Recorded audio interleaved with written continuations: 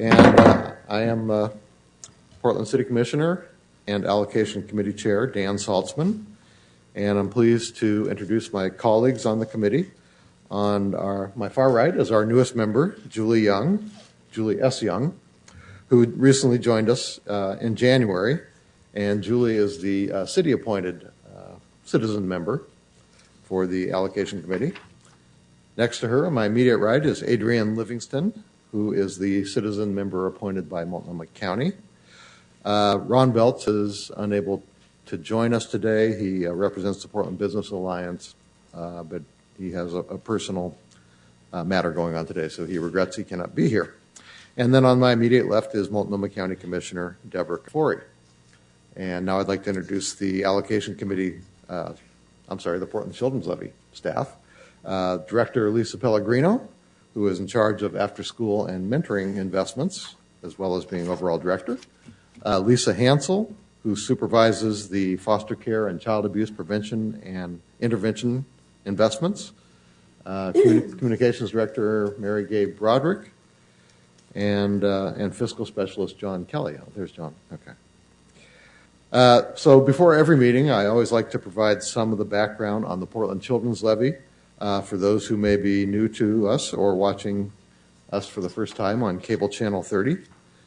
The Portland Children's Levy was created by voters in 2002 and was overwhelmingly renewed in 2008.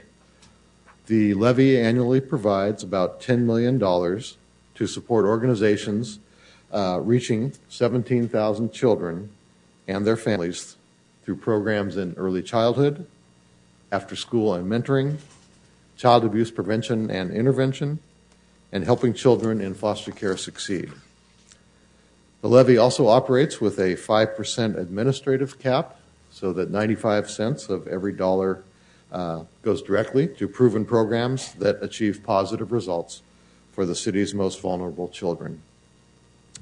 We have also extended the levy's reach through our $6 million leverage fund, which matches public dollars, our dollars, with private ones to make more resources available for helping the city's children.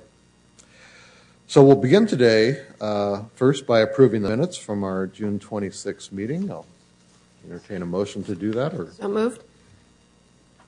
Second, okay. All in favor? Aye. Did you have something, Lisa? It was January 26th, not June. Oh, sorry, January. Just to be clear. Okay. All in favor? Say aye. Aye. Okay. Nobody's opposed. So next, we always begin each meeting also with a opening for public comment, and this time is set aside for anyone who wants to speak about general topics regarding the levy, other than items on today's agenda. We will also, later in our agenda, we will also have opportunity for public comment before we vote on 3 decisions we're hoping to make today. Those 3 decisions, as I said, those 3 decisions are, do we make our cuts across, or what proportion? I'm going to leave it to staff to explain it. We have 3 decisions today to make.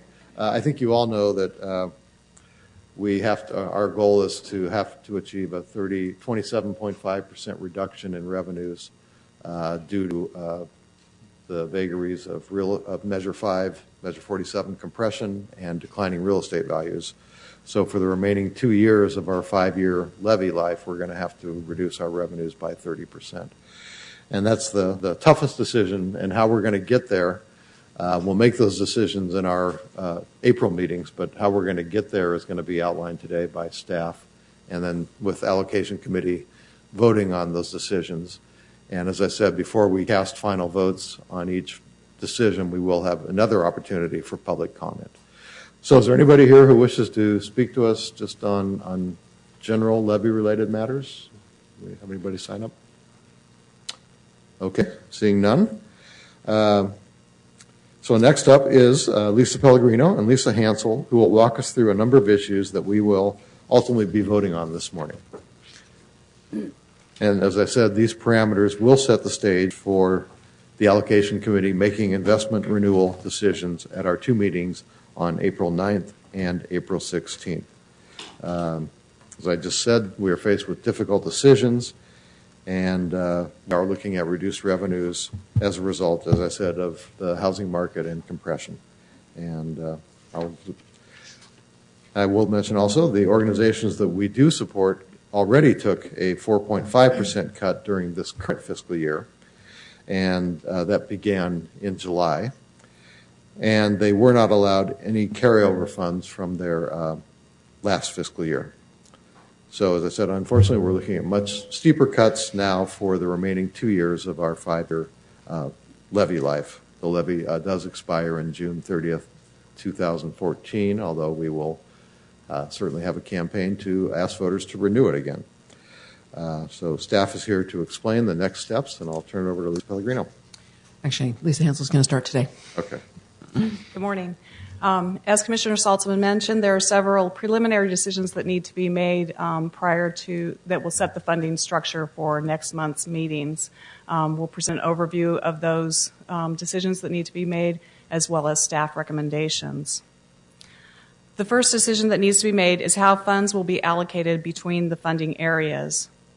After voters renewed the children's levy in 2008 and before allocating funds in the competitive grant process, the committee agreed to apportion funds across the funding areas in the following ways.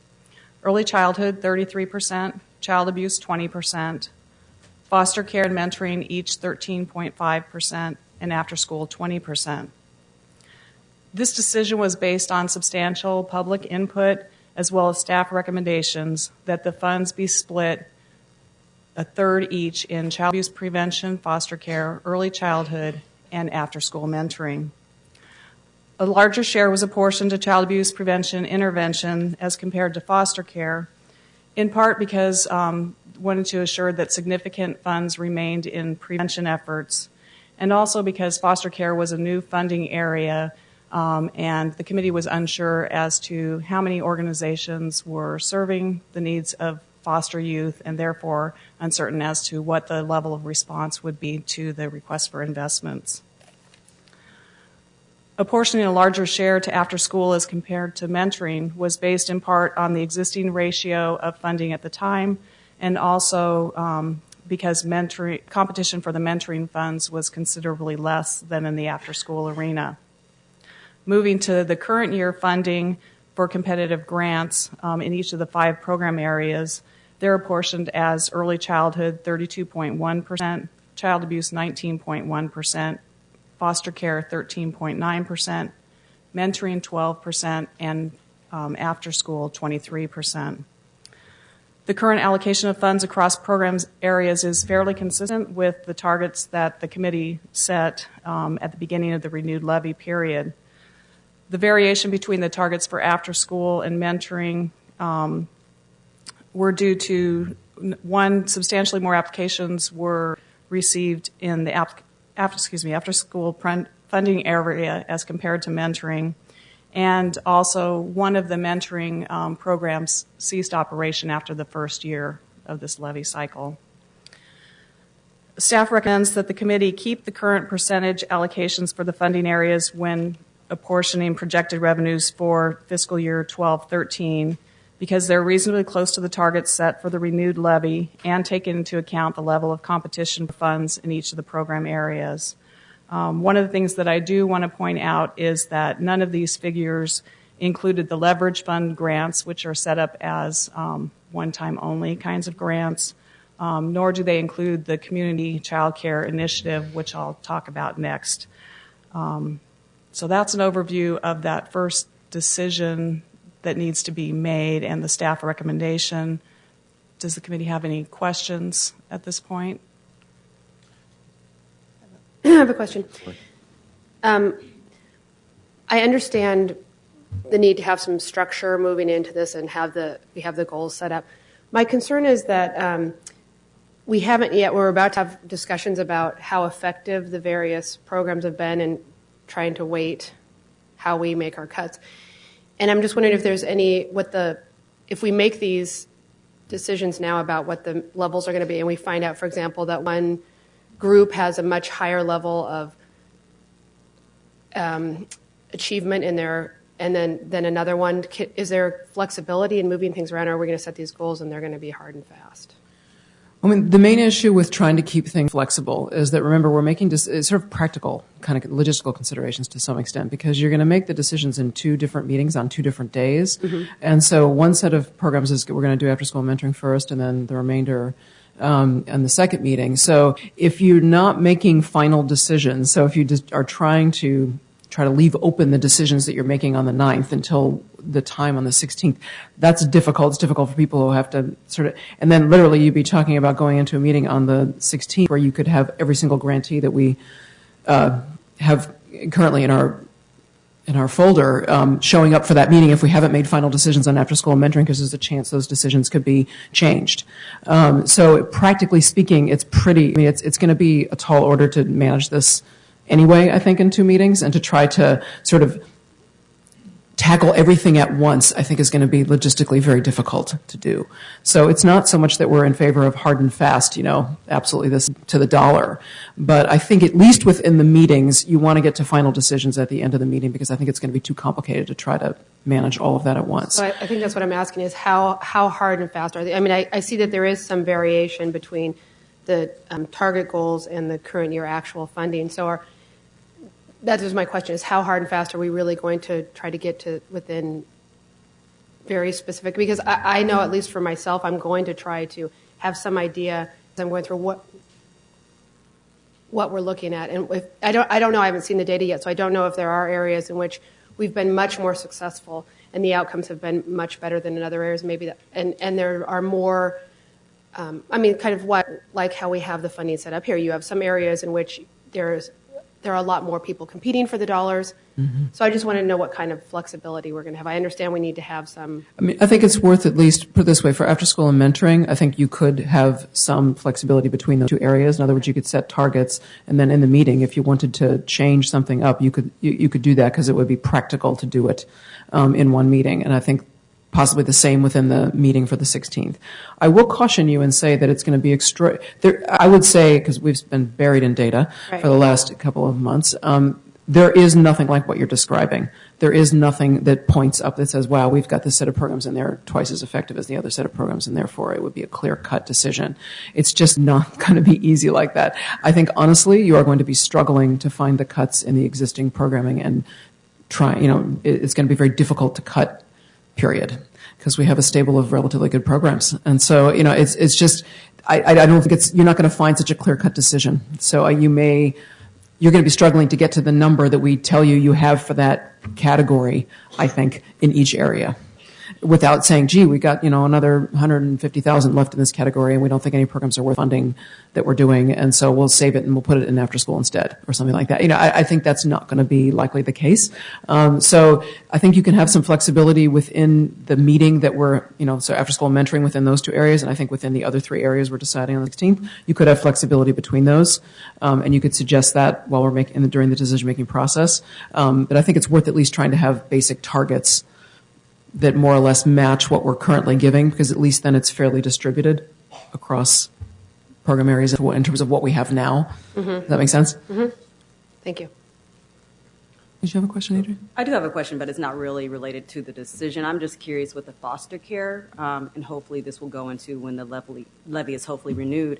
Now that we have a baseline to see how many foster care organizations are out there serving these youth, is it, do you think so for the next time the levy may be renewed that percentage should be higher, or from what we found this time around, does it seem to be on par with the percentage that we allocated to that group?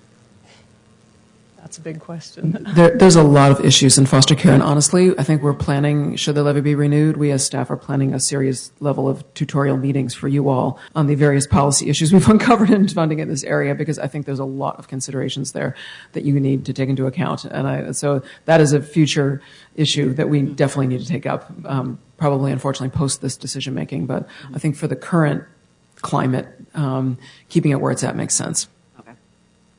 Did you have a question, Dan? Yeah. So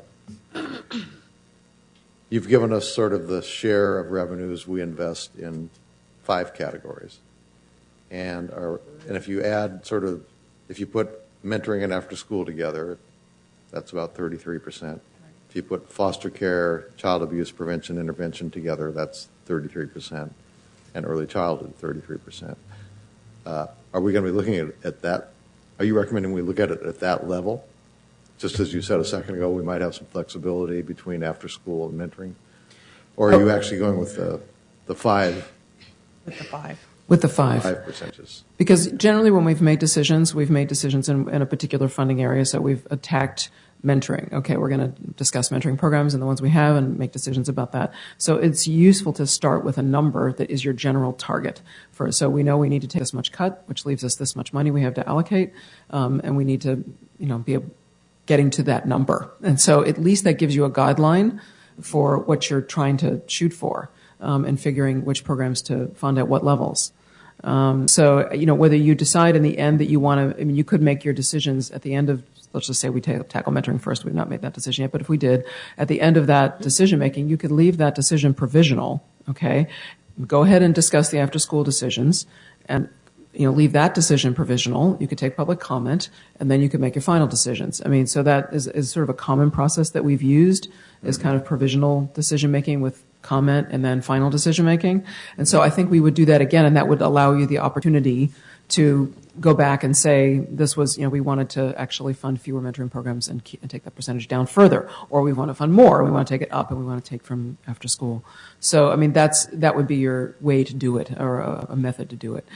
So you could have some flexibility within the meeting, but I think we would still want to start out with an approximate target that relates to the current percentages of allocation, if that makes sense. Not that you have to stay to the dollar amount specifically, but it gives you a universe in which you're shooting. Does that make sense? Yeah, it does. Okay. Okay. So this is really our first decision that we will be voting on, and we will have public comment now. Is that? We can do it we can run through all of the decisions that you want to make, and then if you want to take comment on any one of those, because we have 3 decisions first that are around renewal, and then we have 1 around leverage fund grants. So it's actually 4 decisions today. So if you want to take public comment on the renewal issues after we discuss all those, we could do that, or we could do it right now. It doesn't make a difference to us. Well, why don't you outline all the issues? Okay. All right. Next, a decision needs to be made about the Community Child Care Initiative, known as CCI. The CCI, funded in 2007, was a $2.7 million investment to improve the quality of child care in centers, known as quality services, and the affordability of quality child care for low-income families, referred to as affordability services. During the first 3 years of the Children's Levy, 2003 to 2006, actual revenue generated exceeded projections by $2.7 million. This unexpected additional revenue provided the funding for CCI. The grant for CCI will expire at the end of this year, on June 30th this year, and does not contain a renewal clause. As you heard at our last meeting from the evaluator, the CCI has shown numerous positive outcomes, including increased quality for centers participating in quality improvement efforts, access to and stability in quality child care for low-income families, and increased investment in quality by providers who are serving families that received affordability services. While the CCI grant does not contain a renewal clause, if the committee is interested in continuing funding for the initiative, it will need to do so in the context of available funding for the renewal of competitive grants. The current year budget for this grant is $767,197 and only includes the affordability services this year. So there's some context for the size of that grant. What was that, 760,000? $767,000. Staff recommends that the committee not provide ongoing funding for CCI due to the revenue reductions predicted by the city economist, which will require substantial funding cuts for existing competitive grants. If the committee does want to consider ongoing funding for CCI, staff recommends that it do so at the April 16th meeting when it considers the current early childhood competitive grants. So questions about that issue? So right now, left on its own, our grant to the CCI expires June 30th. June of 30th. this year. That's correct. More of a comment. I actually agree. I think that the services and everything that they did was the great outcomes. However, because we do have to reduce, it would just make it more difficult if we did include them as well. And so I think at this point, for me, I would definitely agree with the recommendations of the staff. It's unfortunate. This is the start of the very difficult decisions. Yeah. It is. And it's not Painful. It's not clear cut. I mean, it's not what we want to have happen. Well, it's not as if I'm not used to making cuts. Let's I look to you for guidance, Deborah. life of Multnomah County. Those but- grizzled. I agree with Adrian. I think it's really unfortunate. This is an area that I've been really interested in, and it was so sad to have to do this right after hearing the presentation at our last meeting about how successful it's been. And thank you. Okay, you want to move on to the next decision item, too? Okay. The next decision that needs to be made is the length or term of a renewal grants. As we discussed at our last meeting, the city economist is able to project children's levy revenues for fiscal year 12-13 with a reasonable degree of confidence because the library levy that is scheduled to be on the May ballot will propose to keep the library levy at the same rate that is currently collected, and because it's easier to predict real market property valuations in the short versus the longer term. However, the economist's projections for the levy revenues in fiscal year 13-14 are much less certain due to the uncertainty in projecting market values further out into the future, and because of the county's plan to move forward in November with a ballot measure for a permanent library district at a higher rate. The economist projects that if the library district measure passes in November, children's levy revenues could decline by an additional $1 million on top of the decline that we're facing this year. Staff recommend, or due to the significant uncertainty of revenues for 2013-14, staff recommends that any grants that are renewed at the April meetings be renewed for just 1 year, the 2012-13 fiscal year, with the possibility of an additional year of funding in fiscal year 13-14. The city economist should be able to provide better revenue projections in January next year, and the committee can regroup at that time and decide where to go from there. Are there questions regarding the length or term of grants? Just to be clear, what that means is you'll be allocating revenues for next year. So when we're looking at, so for instance, when we came together after the renewal was passed, we took the economist predictions for 3 years worth of revenues, and you all made allocations based on those 3-year projections, and we entered into 3-year grant agreements based on those amounts. We are essentially asking you to not do that this time, to look at just 1 year's projections and allocate those revenues because those we feel are certain enough that we can make the projections. It's pretty up in the air as to what's going to happen that last year, and we don't think it's worth you going through allocating those monies because we don't have a good idea of what they're going to be at this point. So instead that we would come back at this time next year and look at what the actuals are likely to be and go from there. So that's the difference. Because I know Julie wasn't here in the beginning, so I was trying to explain that we've done it differently in the past than this. So we would basically be doing the same exercise that we're doing right now for the last year of the levy, fiscal year 13-14. I mean, if revenues are stable, you may not have to do much of an exercise. So, I mean, if there's a variety of factors that could go into that, obviously. So, it wouldn't be too much work, and we could just simply renew them at the current rates of whatever they're at if revenues are stable.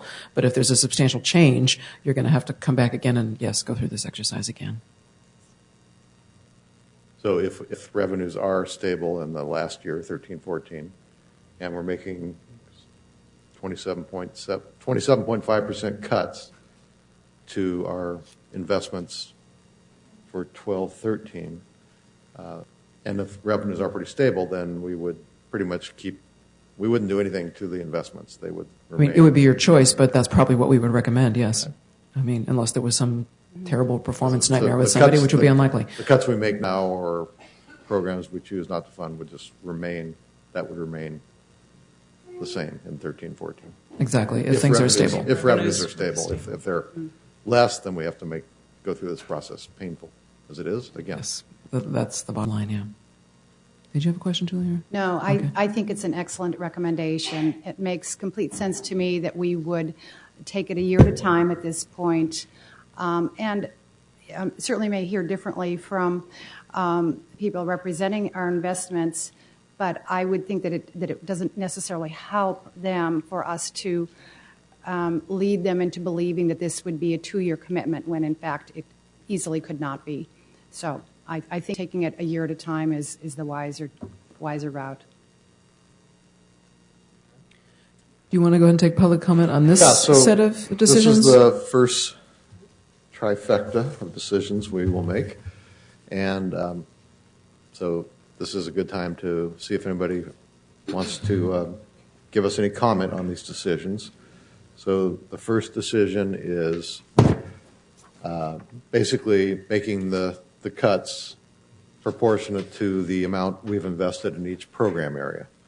So it would be 33% for early childhood, 20% for child abuse, 13.5% for foster care, 13.5% for mentoring, and 20% for after school. So that's the first decision is... Dan, can I clarify for a second? Because actually what we're recommending is that the actual percentages, the ones that were actually allocated, be our guideline as we go into the meeting. So they're slightly different than that, not significantly different, but slightly. Okay. So just for clarity's sake. And then the second decision is the child care initiative, whether we decide to continue to fund that or do we just let it expire at the end of June of this year.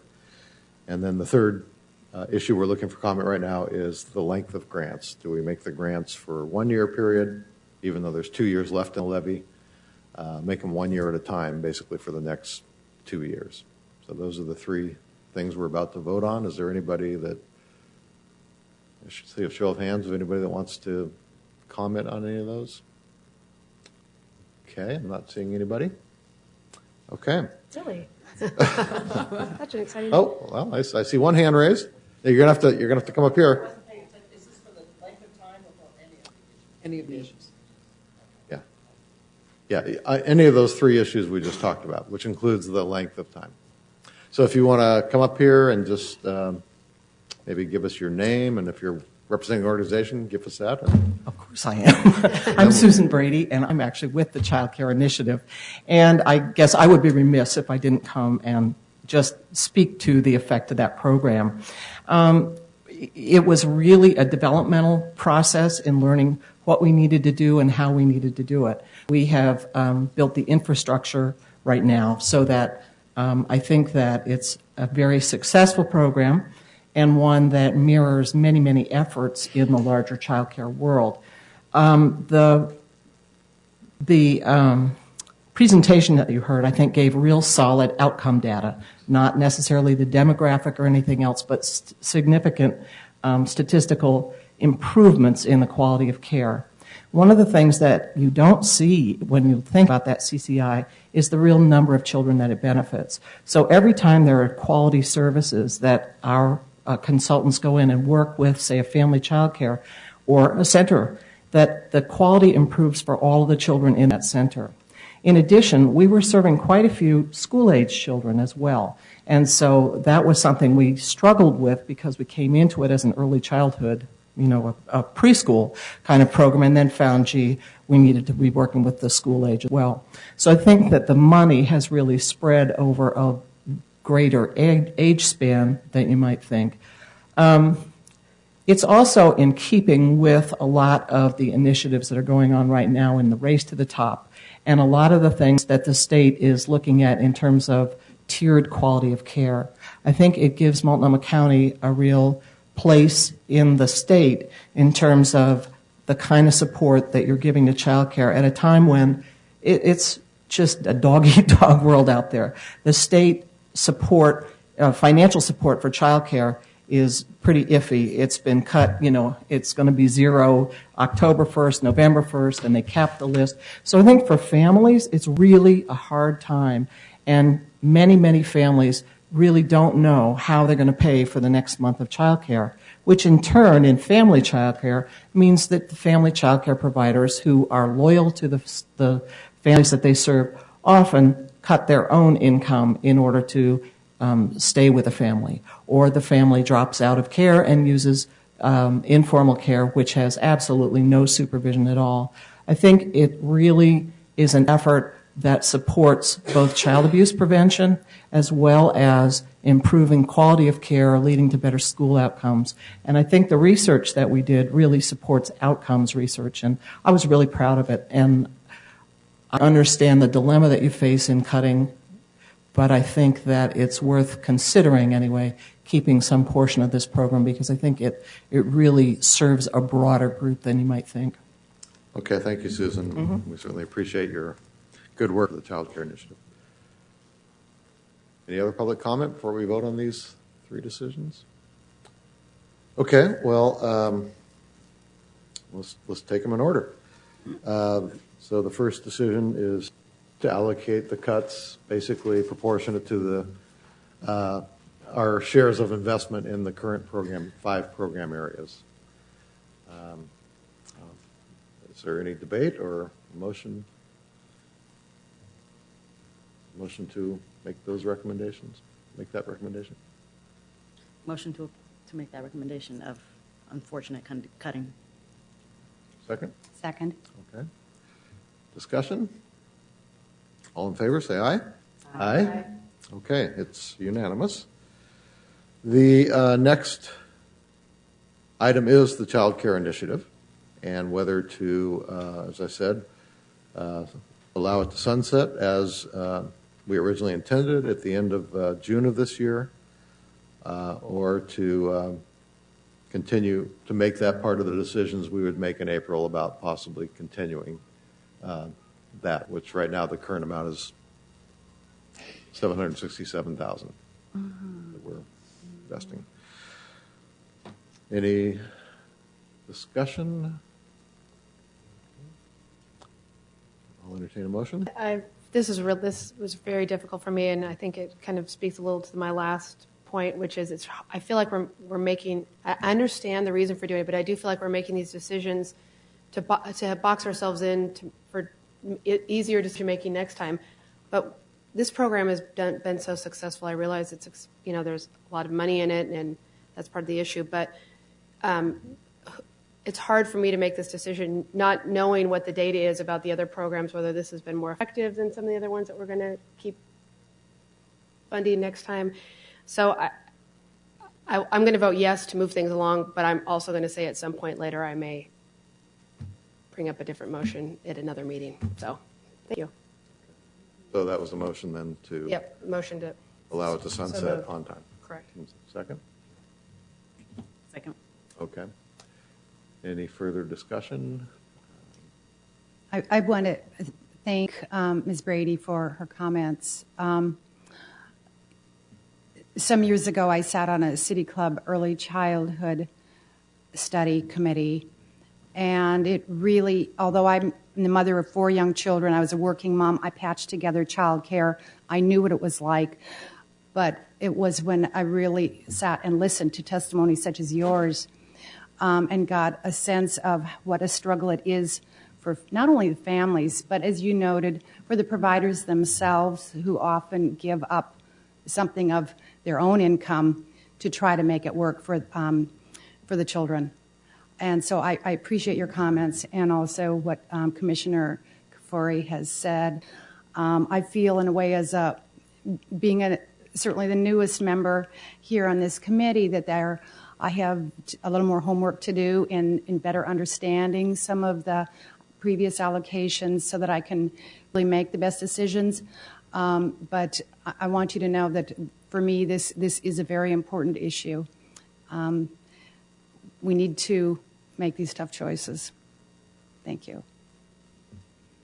Well, and I would echo that this is a very tough decision, and the importance of child care, affordable child care, and quality child care is as pressing as ever, as I think Ms. Brady just pointed out in her testimony.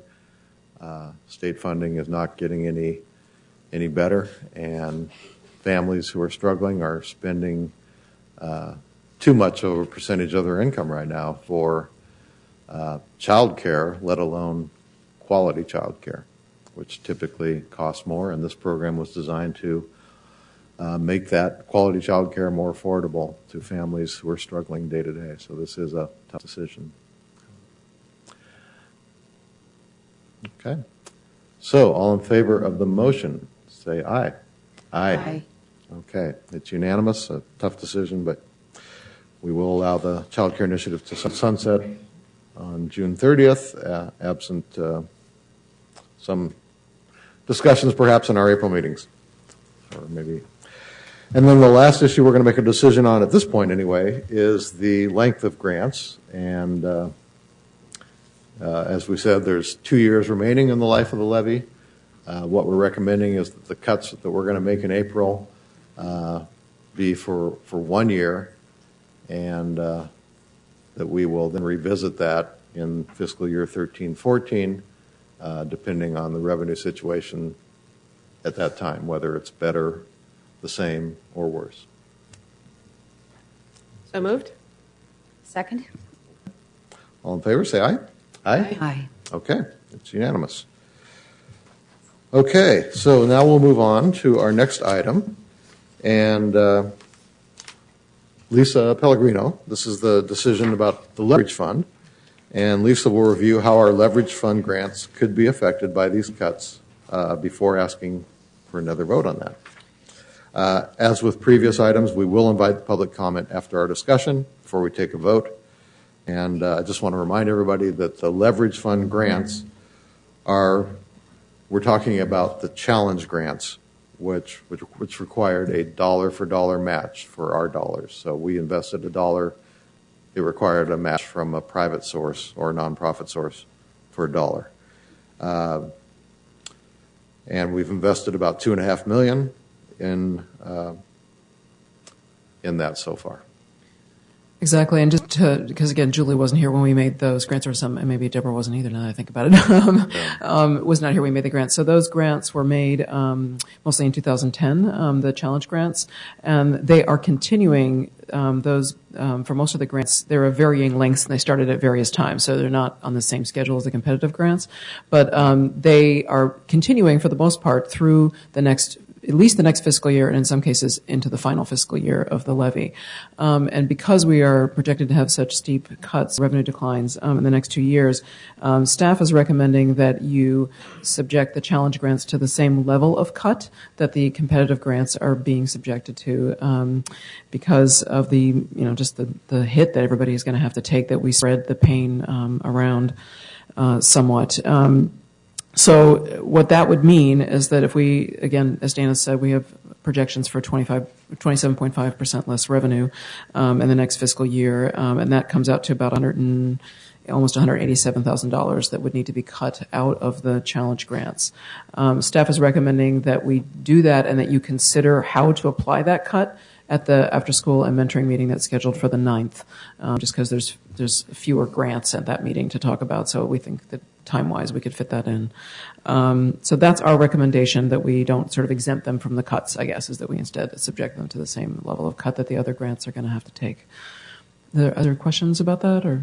I'm just curious, how successful were the challenge grants this round, especially with the goal of leveraging funds, that it was our funds matched by others? Successful. I mean, there's nobody that didn't raise the money they were required to make. We didn't have to cancel anybody for failure to raise money, and partly because these are all groups that are on raising money in an ongoing manner. So it's and trying to support these programs. So it's not sort of a surprise in some ways. And that's good news. It shows Yes. that we made good decisions. Yes, I agree. And all of the leverage fund grants are continuing or proposed to be continued over the next 2 years? Is that Not right? all, but most. Most. There are some that just were only 2-year grants, and they're sunsetting at the end of this year. Just to be clear, the leverage fund grants were never made as renewable grants. They were made as matching fund grants, and so there was no promise in the grant agreement that they could be renewed. So folks are not expecting in that same way the competitive grants. We include a clause in their grant agreements that say you can apply for renewal funds at the end of the 3-year period. So this is a little different situation because it was meant to try to incent folks to invest, other folks in the community to invest in these programs. Any Any other discussion? questions? I guess we'll take some, If anyone's got comments, sure. I'll ask again for a show of hands. Is there anybody who wishes to talk to us about whether the leverage fund grants should be cut in the same proportion, 27.5%, as the rest of the program areas? I don't see a show of hands, so I guess we will just go ahead and vote on that. So is there any discussion about that? Okay, I'll entertain a motion. So moved? Second. Second, okay, it's been moved and seconded. So all in favor of also reducing leverage fund grants by 27.5%, say aye. Aye. Okay, it's unanimous. Okay, we will put that on the agenda then for the April 9th meeting, and I will be sure to notify the grantees that would be affected to make sure that they're present at that meeting. So the last item on our agenda is to really set the stage for our April 9th and what was the other date, 16th? April 9th and 16th, yeah. And 16th meetings, and that is how the staff will prepare information for us, the allocation committee, to really make these tough decisions we'll have to make. So we're going to talk a little bit about that and see if the committee members have any input into the information or the templates for information that staff is proposing to us. Okay, we'll try to walk you through these and hopefully not lose you in the process. Does everybody have the pages? I was going to say, for those in the audience, we took the same little mock-up imaginary grant that we mocked up for the committee members, and we put that outside so everyone in the room could pick up those mock-ups as well. Okay. And just also to be clear, because I can see most of grantees are in the room, or many grantees are in the room, we are going to provide these ahead of time to the grantees, so we will have this information compiled and we will send to the grantees in advance of the meeting, so they'll have actually in advance of you all getting them, so they have a chance just to take a look them over and make sure that there's nothing that they think is an error or a question, so that can get cleared up before we even transmit the information to you. We will have them filled out with the exception of the policy issues and the staff recommendations. Those will be blank when we send them to the grantees, just because we're not going to have time to do that before we have to send this out, because we're getting crunched. And it takes a while for us to put that together, because we have to kind of, like you all, have to look at the whole pie and try to say, okay, what are the overarching policy issues that you might want to take into account, and what are our final recommendations. So that's going to be after grantees get a chance to take a look at it. But just so folks are aware that they'll get to see this ahead of time. Do you have a question? Well, I'm just curious. So how far in advance will our grantees receive the basic data? We're aiming to get them out this week. Oh, this week? Hopefully. That's Okay. what our plan is. Okay, well, that's This plenty week or of time. early next. We've left ourselves Monday if we're desperate. Okay, well, that's plenty of time. Great. That's So you want to walk us through first the renewal information summary? Yeah, sheet? we'll start with that. One pager. And I would encourage everybody to focus their attention on this sheet, because this is the sheet that's going to be most useful both to committee members and really in some ways to the grantees, to the extent they're going to pay attention to the information. And you're referring to this sheet, correct? Yes, the one that says at the top says renewal information summary at the very top. And so that form is going to be kind of the summary. It's a summary form that looks at all the information. And on it, of course, we have the name of the organization and the program, a brief description of the service that tells you what is being provided, what the service goal is. So, and this is really mostly to get a sense of the scale of the grant, how many folks are being served, whether it's families or children or parents specifically. The current annual budget will also be on there, so that gives you a sense of where their funding level is now, which will help you understand whatever our recommendation is for future funding in that context. That's currently the Portland Children's Levy investment. Yes, yes. Only our budget amount is in that. So what we're spending for this grant. Okay. Do you have a question? And that's accurate for the cuts that have already occurred? Yes. And, okay, so it's in real time? Yes, that includes the 4.5% Yes. that folks took this year. So the next piece there, it lists whether the program is a culturally specific program, and it also lists the percentage of the children or families served that live in East Portland. And the reason those are included is that those were specific policy objectives that were in the request for investment when we made these grants, when we made the competitive grants. Those were two policy objectives that the committee kind of were overarching, that we were interested in improving our investment in culturally specific programming, and we also gave extra points on applications for programs that were culturally specific and could demonstrate that in the application. We also were interested, because of the poverty that has moved so much to the east part of the city, we were interested in trying to encourage investment in the eastern part of the city, and we gave extra points in the request. On your application, you got extra points if you were serving folks that were east of 82nd Avenue. And so that percentage there will reflect the zip codes. So we ask people to report to us how we get this information is in the reports that all the grantees provide. They give the zip codes of the folks they serve and for that year, whoever it was served. And we have gone through and computed which of those zip codes are east of 82nd Avenue. Okay, so that's what that percentage refers to for each grant. And that's to help you understand, well, if we cut this grant so much or we decide to cut the grant completely, then that's what the effect is on those two policy issues that we've already come forward and said are important to us. Okay. Questions on that first part before I move on? No? It's all clear? Okay.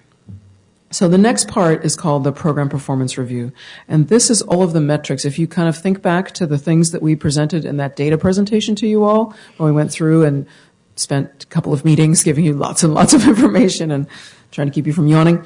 These are essentially the individual dimensions of those same things that we reported to you on the fund level. Okay, so we reported to you how many kids do we serve and what level of service do we provide and how much did people participate and what were the early exits and what was the staff turnover and what were the outcomes met. We gave you all that information at the macro level. So this breaks it down essentially to the micro level to each grantee. And what we've done here on the right, so you see the different dimensions, the different metrics are on the left, the service goals, the early exits, et cetera, are on the left. And on the right is sort of the rating for that particular metric, for that particular thing, data point, if you will. So on service goals, the way we decided to try to classify that was whether or not staff had concerns about whether people were meeting their service goals or whether we had no concerns. Because there's a couple different dimensions for every kind of service goal. So there might be many components. So people might be offering 3 or 4 different components of service. Then we're also analyzing one of the things that we monitor as staff. We are looking at both the numbers served, so people have targets for how many people they're trying to serve, and they also have some kind of target for how much service they're trying to provide. So in an after-school program, we're asking them to say, well, they're offering 5 classes a term, and each class is so many hours, et cetera. So there's sort of a level of service that we're expecting the provider to maintain, and we're checking to see that they do that. So with all of those dimensions of service, staff is making an assessment. Do we have concerns about the level that was provided or no concerns? And the way that we're trying to assess that is we've got like a little rubric, like what we do when we score applications.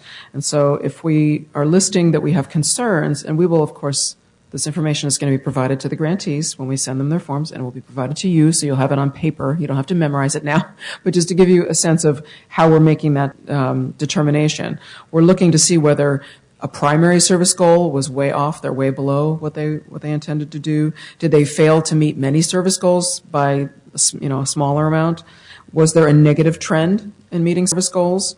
Was there a high turnover of participants, which caused them to serve, say, double what they thought they would do, but it was because of high turnover, so that would lead to us having a concern. So that would lead us to check that box that says concerns, if one of those things was present. If we have no concerns, people are meeting or exceeding their goals. If they've not met them, it's only by small amounts. If there were several service goals that weren't met, it was by very small margins. There might be a positive trend in meeting goals, so maybe they, startup year was low, but then they increased from there. And if they didn't meet goals in some substantial sense, it was due to startup, which is a normal kind of occurrence that happens for programs. So those are kind of the dimensions that staff is looking at in giving that rating for concerns or no concerns. And again, you'll have that on paper. Grantees will have it as well. Everyone can kind of see how that shapes up. So for the next 3 metrics, the early exits, the participation, and staff turnover, those different metrics, whether we're circling, you can see that they all have the same set of things that you could get a rating on. You could get low, average, or high for any of those metrics. And the way we determined whether somebody's score, if you will, belongs in that one of those categories, is we looked at the averages. We looked at, within a program area, what was the average performance on that metric.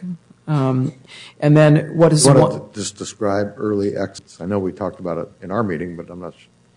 Yeah. Describe what early exits Sure. means. It's Okay. and I'll go into a little more depth when I go on the data form that's on the next thing. So I'll talk a little bit more about those things, about how we calculated each thing. But so an early exit basically is folks who are coming into a program, so they're being enrolled and they're starting service, but they only participate for a very short period of time. And what that short period of time is specifically defined in each grant agreement. So it's that has a number attached to it that we're tracking. But it's different for every program because it would mean something different in an after-school program versus a home visiting program. So for participation in service utilization, what we're looking at there is the level at which someone is participating in service, and we use different metrics depending on the grant agreement and the type of service. There's different metrics that look at that. And for staff turnover, that's fairly self-explanatory. We're looking at the staff that the Children's Levy grant is paying for, and we're trying to understand how much of that turned over in a year. So again, I'll give a little more detail on exactly what those are when we look at the next sheet. But for this sheet, just to explain how we arrived at that low, average, or high rating, what we're doing basically, and I don't want to get too much into statistics here, but what we're doing is we're looking at an average for a program area, and then we're looking at standard deviations that are higher or lower. So one standard deviation higher, one standard deviation lower, and we're calling that average. Okay, so anybody that creates a range, and we are looking for anyone who falls in that range of one standard deviation to the higher or the lower of the mean. So the mean is the average.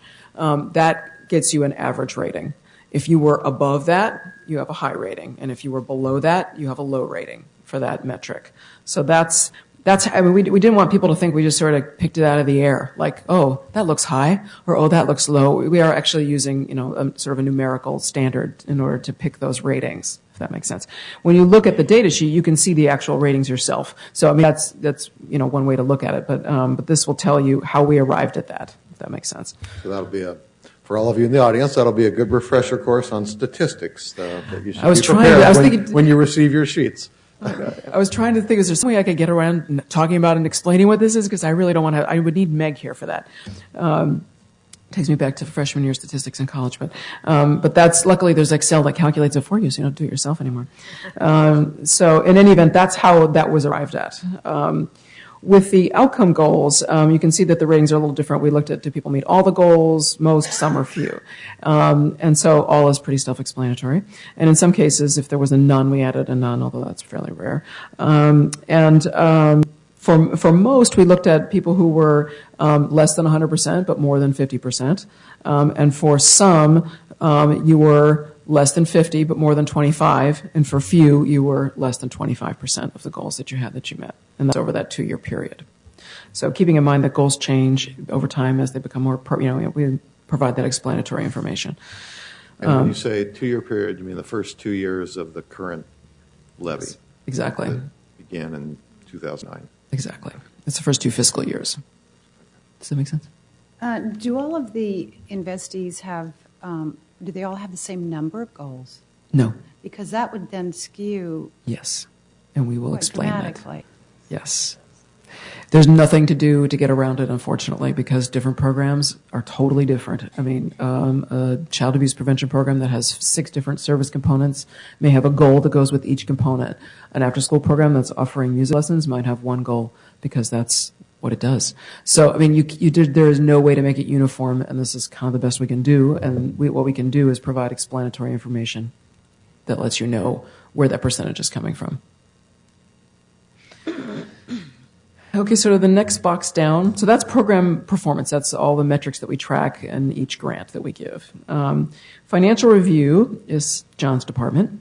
And what we're looking at there is we're trying to understand how much of the grant was spent over time. So if someone has been underspending, we just want to note that, and that's where that will appear. So the average, that first metric, the average percent of the budget that was unspent over the last 2 years, we'll look at the percentage that was unspent in year 1, the percentage that was unspent in year 2, and then we'll average those percentages. And that will be what that number means there.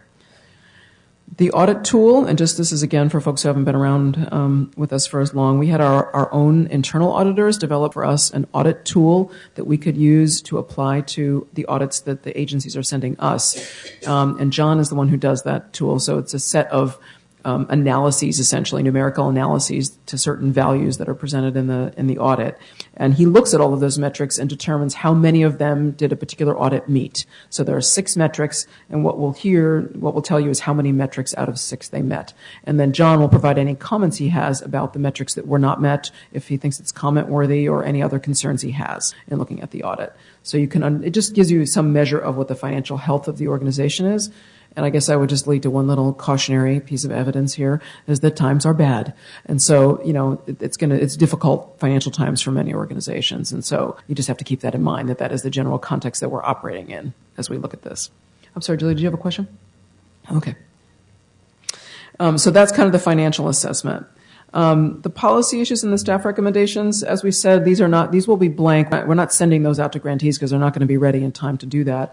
But what we'll be talking there about any kind of overarching policy issues that you might want to consider in how you approach in the funding area potentially, how you might approach what do or what not to do in a particular funding area. Any kind of issues in the community major gaps, or issues that were noted in our public input or that have come up through reporting over time. And for staff recommendations, we'll do our best to give you some kind of recommendation about what we think you should do with this particular grant.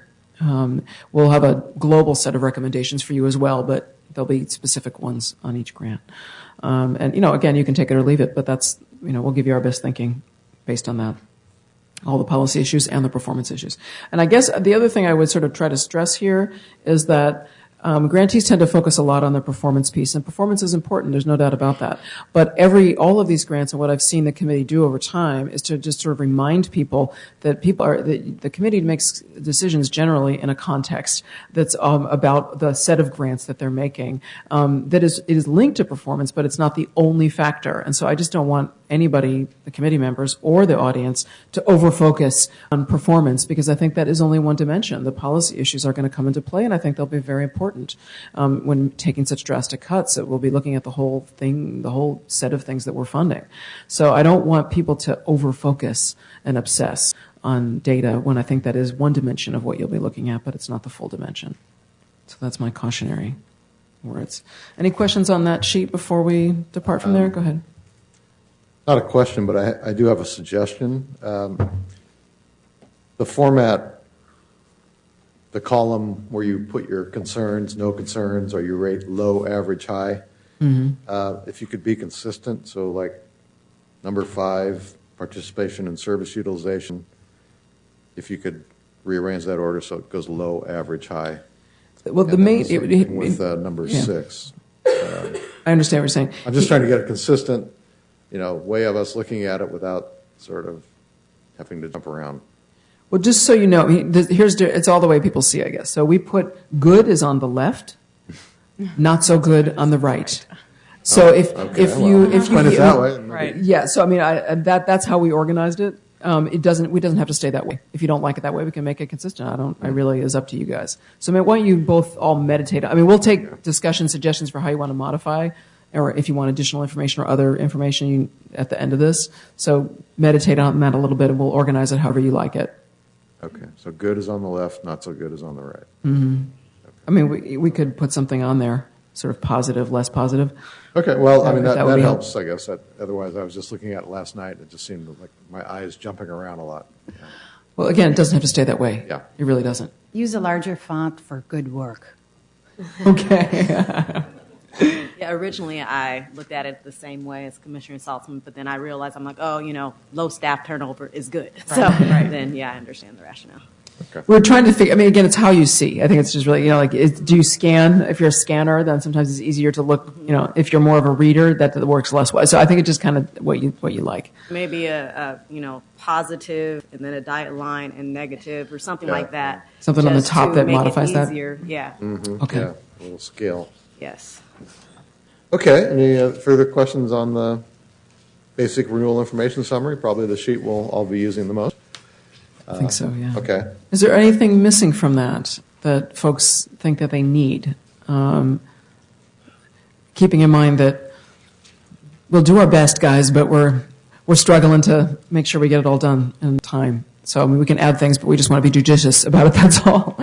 Well, I will just add the thing that I talked about in our last staff meeting, which I think each one of us should have, is, again, a list of all of our investments, the amount of money, and I'd also like to see the total agency budgets. So I think And that we would have be, that prepared, and we will give that to you. we'll have that spreadsheet also. Mm-hmm. Okay. This is not the only information you're going to get by any means. This is just the grant-specific information you're going to get. And I'll talk a little bit after we go through these about the other information that we will provide with you that's sort of more global. Okay. We also don't want to drown you. Yeah. So the next sheet I'll spend a little less time on, which is it's this grid that has all this data on it, and that's kind of referring to as the data sheet or the data form. And this is how essentially, if you want to look at all the information on this sheet, the stuff that's on this sheet is how we did this forms the basis for that program performance review section that was in the renewal summary form. So all the numbers that are on this sheet gave us the information that allowed us to do those ratings, essentially, that you see on that sheet. So I'm not advocating you spend a ton of time there, other than it's really more for your reference. But, there's a lot of grants to look at, and if you get buried in this level of detail, you might never come up.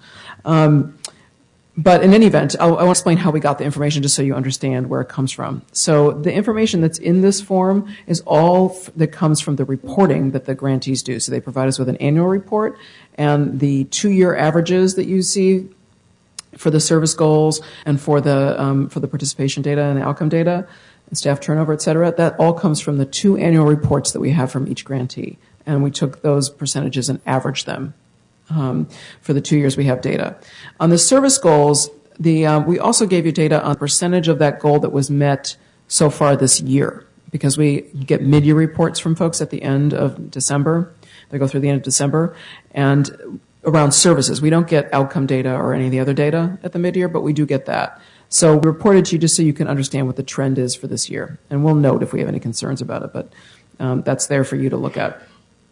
Will that percent of the goal met in this current year, will that be real time, like when we meet in April? There'll be 2 months remaining in the fiscal year, so will it be 10 months worth of data, or what is it? It's through December 31st. Oh, through December 3rd, so Yeah. half year. Half year, because we only get reports twice a year. Okay. And it would require another report essentially to give you more updated information. Okay. And again, you'll have us noting whether we have concerns about it or not. That's kind of and then usually if we have concerns, we're investigating what those concerns are with the grantee. So if we have additional information, we'll provide that for you. So early exits, again, the same thing. People are reporting to us a percentage, or a number of early exits and a percentage, and we're averaging those percentages for the first 2 years. For a grant, with the exception of foster care, and that's the other piece of information I think that we put in our memo, but to the grantees as well. But for foster care programs, we have pretty much a year's worth of data on all of the data points, because the first year was a startup year, and so we don't want to average a startup year in with a regular year because it throws everything off. And the reason that everything was low in the first year was because it was startup and people were hiring staff and just getting going. So in most cases it's 2 years, but in the case of foster care it's 1 year. And of course it will be noted what we're talking about. It'll be modified and noted on the form. So if you're looking at it, it will state the correct year. The other thing that it's included in the data, we included averages for the whole levy. So again, all that data presentation data we gave you, that's in here too. So what did the whole levy look like, and what did the program area look like specifically? Because sometimes there's significant differences between the program area and the whole levy. So that gives you some context for the number. Same with participation data. We give you 2 years, a 2-year average, or a 1 year in the case of foster care, for all the different participation data points that we're tracking with people. We give you a rate for the levy, a rate for the program area, and in some cases we have a rate for a specific sub-area, like for instance maybe SUN programming would be a specific area, or full service after-school programs would be a smaller area. So where we have a relevant common area of programs, or home visiting programs would be another example, where we might have a sub-program area where programs are similar enough that we can compare them to each other. So again, those are all provided for context. Staff turnover, really the same thing. We're giving you a 2-year average, we're giving you the levy rate and then the program area rate, and same for outcomes. based on the percentage of outcome goals met. So that's all the raw data that goes into the program performance evaluation that you see on that summary sheet. And we will, again, like I said, be providing this to grantees so they have a chance to look it over, and everybody will be able to see what you see before the meeting. And a chance, if there's any issues, if they have any problems or corrections, they can let us know, or questions we can try to explain. So in addition to this grant-specific information that we'll give you, as I said, as what Dan just outlined, you'll have a list of all the grants by program area, and you'll have, just so as a reference list, you'll also have a list of all the agencies that we fund, so that's, and what their total amount of grants across all program areas are, as well as their annual organization revenues. So you'll have a sense, it just kind of puts it in context, how much money are we providing versus how much money does the organization take in, what's the total grants that an organization has. And then finally, we'll of course have an in-depth memo that outlines some of the more global policy issues that helped inform how we might recommend we take these reductions. And that gives you some context in a bigger sense for each program area. So there will be some things that are more global, I guess is what I mean to say. And you'll have that a couple of weeks in advance of the meeting for you all to have ample time to consider it and ask questions and talk amongst yourselves in various permutations if you so choose. So that's kind of the range of information that we anticipate giving you, and I guess we wanted to make a check to see whether, does that sound like it'll be enough or the right information, or is there something else that you're looking for?